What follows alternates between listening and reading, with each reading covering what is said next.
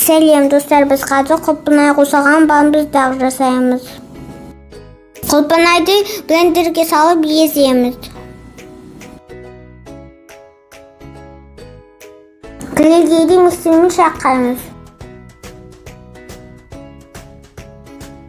Клейгейіміз осылай болып шықты. Клейгейді осы ыдысқа саламыз.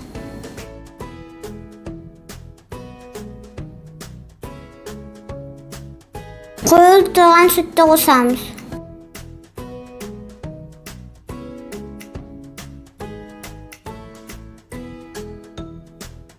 Езілген құлпынайды қосамыз. Енді жақсылап араластырамыз. Бамбыздақты ыдысымызға құямыз.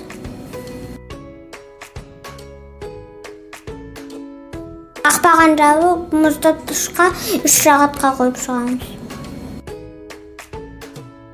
Бамбыздағымыз міне дайын болды. Бамбыздағымыз өте тамаша болып шықты. Бәріңіз жасап көріңіздер. Каналымызға жазылып, лайк, коммент жазыңыздар.